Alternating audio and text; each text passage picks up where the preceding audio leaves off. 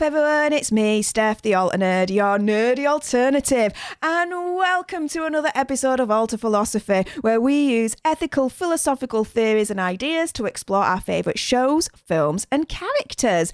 The question, though, for today's video: does the anger for the Hulk make him a good or dangerous hero? Let's have a look at mindfulness and an article from the blog called Philosophy for Change by Tim Rainer. The article is called Hug the Monster, Own Your Anger and Use It, a link to which is in the description bar below.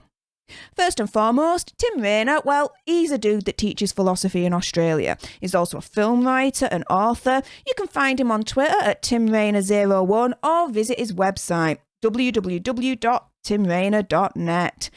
Mindfulness, which is something else we'll touch upon, that's an ability. It allows you to be fully present, aware of what we are doing and who we are. This helps in not being overly reactive to what is happening around us.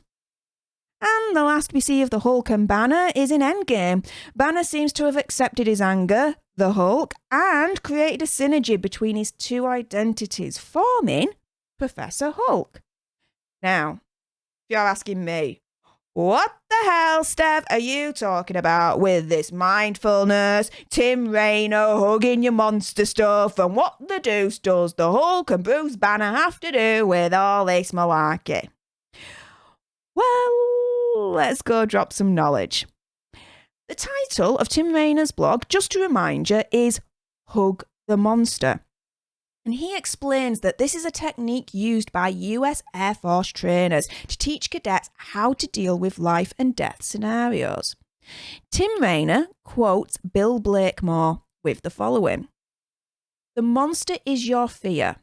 In a sudden crisis, if you freeze or panic, but if your mind has been prepared in advance to recognize the psychological grip of fear, focus on it, and then transform its intense energy into action, sometimes even by changing it into anger, engaging the thinking part of your brain to work the problem, your chances of survival go way up." So instead of being fearful of it, anger can be a force for good, something that can be funneled into something beneficial for everyone, if done right. To achieve this, the first thing to do is embrace a little bit of mindfulness and acknowledge the anger that is there. You see, for so long, Bruce Banner treated the Hulk as the other, something that was separate from him. To become Professor Hulk in Endgame, the first thing he would have had to do was acknowledge that the anger that existed was inside of him. It was a part of him and his existence.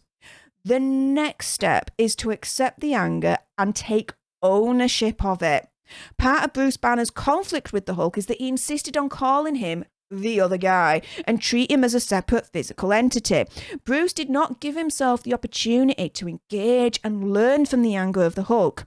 See, usually if you're afraid of something, it's because you lack knowledge regarding the subject that stimulates the fear inside of you. By learning more about the Hulk and the anger, Bruce Banner, I would imagine, would become less afraid and more accepting. You see, once he obtained the knowledge and was then able to accept the Hulk and the anger, then that becomes something that can be used. Therefore, the final step is utilising the anger and the Hulk in the best way possible. For this scenario, it meant a formation of Bruce Banner and the Hulk and the anger to become Professor Hulk. So beforehand, you had two identities fighting over dominion of the one physical space that the one body occupied, one being resentful and scared and the other pure anger. But now you had one fully formed being that was at peace with their whole identity. This being had the knowledge and calmness of Bruce Banner, but was in control of the brute force anger, powered strength of the Hulk. As Tim Rainer wrote in his blog, keep a grip on anger, but don't be afraid to own the emotion. This means that after everything discussed in today's video, the Hulk's anger makes him a good hero.